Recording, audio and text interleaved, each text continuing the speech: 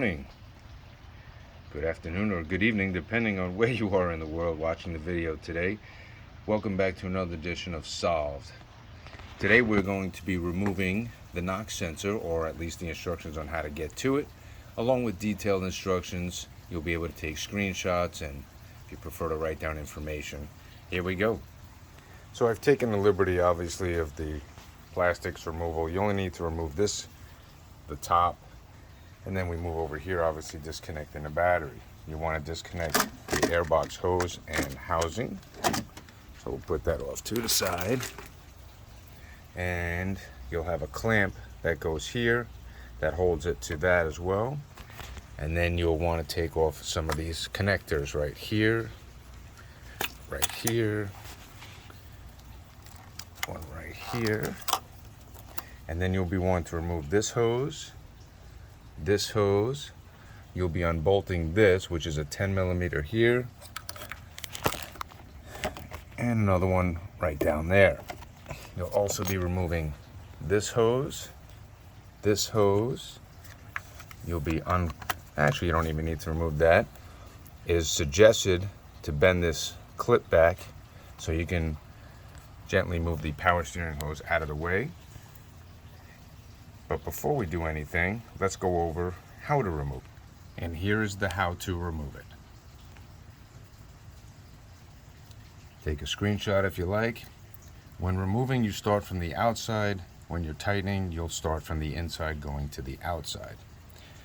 So you have your number 1 there, 2, 3, so on and so forth. As long as you follow those instructions, you should be at this point. Now we're going to move to the next set of bolts. This is going to be the removal of the intake plenum itself.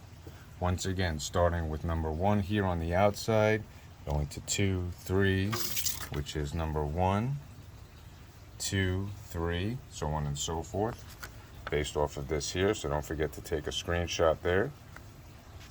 Now that we've got all those out, you'll be able to remove it. Of course, don't forget your hose. I think I forgot to mention this clip over here that you'll be undoing the two 10 millimeter bolts. Undo that pigtail. It doesn't look like the hose is going to be in the way this time, the power steering. I took the liberty of cleaning the upper plenum cover. Of course, you got the new gasket there. Make sure you don't spray any brake cleaner over here because it will distort it. That's very important. It rests right along here. Okay. Then we got all the hoses. Let's make sure we got everything disconnected. Now, a lot of times you'll find on other videos I've seen where they tell you got to drain the radiator, you got to pinch these off. I personally have found out that you don't have to. Hold on, I did forget one other pigtail right here. That is for the throttle body. Oops, sorry. That goes right here. Just a big old plug, can't miss that. Although I did when I was trying to give demonstration. And you can take carb cleaner on a rag and clean this out, which I'll be doing. But again, you don't have to remove this hose, and then there's another one right down here. They actually don't need to be removed, and I'll show you how it looks when I prop it up. And this is how I do it. Oops, sorry. That's how I do it. Just put a little pry bar right here. Oop, make sure that's up there properly. And then you can work, it's a little bit in the way, I guess, but much easier to get to here. Now what we have to do next is you have two 8 millimeters, one right here between the left injector and the wire clip, one there, and then between this injector and this wire clip, oops, sorry, you see that 8 millimeter down there. You take those out, and then the fuel rail comes off. You'll also need to disconnect this. Some people say you got to use a tool. I don't see the need for that. You simply just push these clips down, and that comes out. So I just want to show you I repositioned it, the homemade prop bar. What was I going to say? You got your gasket here. And what you want to do is you want to get like some good clean out of paper towels or rag. Just make sure you cover everything while you're working. You don't want to get anything down there. Also a good idea to have a magnet, telescoping magnet on standby, just in case you do drop something.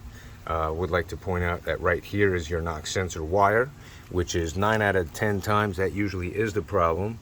And if you look down there, come on, focus. It's a little hard to see right now, but that's your knock sensor wire, and your knock sensor is right there. Oh, there you go. Come on, focus for us. Oh, this nut I also want to point out to you, that's on a stud that's in the head. Don't bother taking that out. It is a 14 millimeter. I told you this so you don't take it out. It doesn't help you get it out, and we'll go over the sockets that you'll need to get that, which is a 24 millimeter. I prefer a semi-deep or deep. You may crack the knock sensor.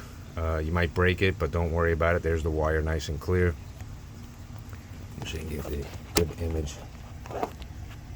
There you go. That's what you're trying to get out right there if you're doing the knock sensor. Let's get it. Okay, now we're back over here. Wanted to point out that you have these clips that look just like that, and they go just like that. Okay, very important. The actual mouthpiece here with the teeth, if you want to call it that, goes in to the fuel injector rail from behind, which is very tricky. So be very cautious. Coming off, obviously not so hard. You just take a tool, flathead screwdriver, and you push that, and you push that, and it comes out. I saw other videos where they put it back from the front. You can't do that because there's a notch on back here. I have one off. I don't know if I can be able to show it to you. All right, you see those two notches right there, those two little cutouts? See how you don't see that in the front over here? It's really hard to see. Well, just take my word for it. It's got to go in from behind. So we are reassembling. So this one's kind of tough. I wanted to point out to you, you'll see down there that there is a notch for this to slide in. So my approach is going to be from the front, and then we're going to bring it around, and I'll take intermittent videos because I need both hands of the procedure during the process. Okay, so already you can see I'm starting to slide it around, and what I'm using are just two pick tools to help guide it. Okay, as you can see, we're making a little bit of progress. That's it right there. And also I recommend using two of these. I really should have two hooks. That way it'll catch it. God forbid it does drop. That's why you have the magnet handy, right? Okay, so as you can see, we're making really good progress. That's the clip right there. Those are the notches that I was, oops, sorry.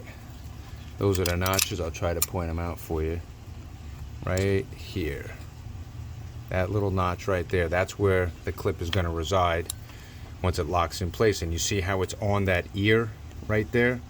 You're going to want it on that, but on the sides, not in the front like that. Okay, so we got it on. Took me maybe a minute or two, not that bad. What I wound up doing was finishing off because this ear was hanging a little low, so I put it this flathead screwdriver, long flathead screwdriver, and then you have this right here to lean on. Okay, you can lean on that, it's steel. Well, it's plastic, but then there's steel underneath it. So very gently, I just put it underneath there, and I went pop, and you'll hear it click just like that. It actually might click a couple of times as you're doing it, so don't freak out if you hear the click, but do get excited when you see it that it's clicked into position. Double check everything, looks good, and let's complete reassembly. We're going to go to the diagram again on how to reassemble, like I showed you how to disassemble earlier. I have printouts. Okay, so we're back again here. I've connected the knock sensor wire, each of the injector wires. You see I'm missing a clip there. We'll go over that in a second. There's the factory wire clip and the last injector. So what I did, because while I was taking it off, I was a little bit manhandling rough with it, I'm going to use a zip tie. And there you go. So what you'll see is that I left a little bit of space, which there normally would be, the wire not touching the metal bracket. So I just left a little space there so it'll be kind of free floating, but it's not going to hurt it, it's not going to rattle, it's not going to damage it at all. It's going to keep it nice and taut. You can make it a little tighter, I guess. But as long as you got a little space there, you're aces. We'll just clip that off and continue on reassembling. Alright, now so let's take a moment here. I should have showed this earlier, but I'm sure you'll be watching this video before you order any parts. So here is your actual knock sensor. When it comes to Honda products, I recommend always using your Hondas. So you got your 30530 P8FA01. Go ahead and take a screenshot anytime you like there. And we have the knock sensor wire, which again is usually a problem, but since you go in there to try to remove the knock sensor, usually the top half of it breaks, which it did, and you're gonna replace that as well as the wire. I got this on Amazon, I think it was like 63 bucks. This on Amazon was like 11 bucks. But that's the part number right there, that's just the wire. That's what it looks like. Nice short wire. This black tab right here, that's what you saw right over there. Very hard to see. And then your knock sensor, again, that's what that looks like. That's the old one. And of course, can't leave out the fuel injector grommets. Since we're only working on the front injector rail, you'll only need one package of these. It is an ES70599. Again, go ahead and screenshot that if you like. Sorry, it's some idiot ripped it right over the numbers. And you're gonna have one extra O-ring. They come in a pack of 4. This is under 5 bucks, maybe even, yeah, it's about 5 or 6 bucks. I forget how much it was. But you're gonna wanna replace that. It's too inexpensive not to do it the right way. Now, here is the reassembly and torque specifications. And what you'll see is it's wobbly. Why is it wobbly? Because that's why there's a specific sequence on how to tighten it, starting with the center. So here will be your number 1, number 2, 3, 4, 5, 6, 7, 8, and finally number 9, the studs. 7 is the stud there, and 9 is the stud there. So let's get that. So again, here is the specifications one last time. And I would like to mention, as far as these long bolts are concerned, they're all the same length. Nice thing about the Hondas that they do a very good job making things easier for us. And my suggestion though, even though it says 16 foot-pounds of torque, I like to do 3 rounds. I'll do this sequence at 5 pounds, 11 pounds, and then 16-pound finish. Got to do it 3 times to do precision installation. All right, so now, as you can see, I've put in the bolts, but I haven't tightened any of them down yet. This is the torque sequence for that. Go ahead and take your screenshot now. Doing my best to hold it steady. Number 1 is going to be that center bolt, which is right there. And we go 2, 2, 3, 4, 5, 6, 7, 8, 9, 10, 11, and this one is 12. That's your last one right there. Again, take note of the torques. It's very, very light. It's almost no pressure whatsoever. So I would recommend following this. Again, do the 3-step. I would do it at 3 pounds, 6 pounds, and then 8.7 pounds.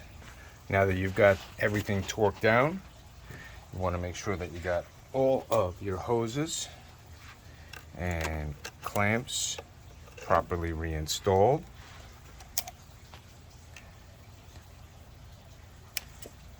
Got that one there, of course, 10 millimeter on there. The pigtail, the 2 10 millimeters for that. you got this pigtail connector here. Of course, you don't want to forget about that one right there. And definitely don't want to forget the throttle body one, that big clip that we disconnected before. Normally in other videos I've seen where they said to disconnect these, but the way that I did it, you didn't need to disconnect the power steering hose or these. You didn't need to drain the radiator. Not really shortcuts, just a smarter way of doing it. And that's it. Let's put the covers back on and start this puppy up. I did want to mention one other thing. Probably best to keep the covers off first of all. Make sure you want to start up so you don't see any leaks, any problems. Obviously you want to have a flashlight around for that. And I'm going to hook up the battery. Oh, also very important, when you get into a vehicle and you start it up, make sure you don't have that check engine light on. If you did have a check engine light on, this is the time you want to take it off. Take it off before you start the vehicle. Obviously you'll still have to put the key in the ignition, but then we'll... Okay, everything is looking good.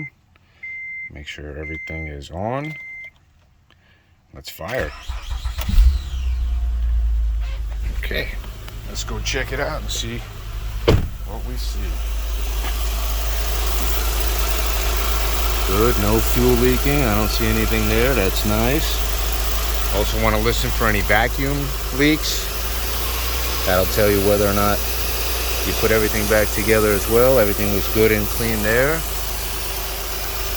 And we are rock and rolling. And that's the end of your knock sensor replacement for 2004 to 2008 Acura TL. This happens to be a Type S, or any Honda 3.5. In fact, Honda 3.2. I believe from at least 2004 to 2008. That's this type of motor, 3.2 or 3.5. If you have the Type S, this could also work for your Ridgeline, Odyssey, Pilot. They use a lot of the 3.5s in there. Anyway, I hope this video helped you. If it did, don't forget to subscribe, like, share. If you know anybody that can use this video, hopefully it'll help them as well. If you have any questions about my process or the video itself, or anything else you'd like to see have done, just leave some message in the comments. I'm going to put down in the description all the tools, gaskets, part numbers, everything. Thanks for watching, everybody. We'll see you in the next video.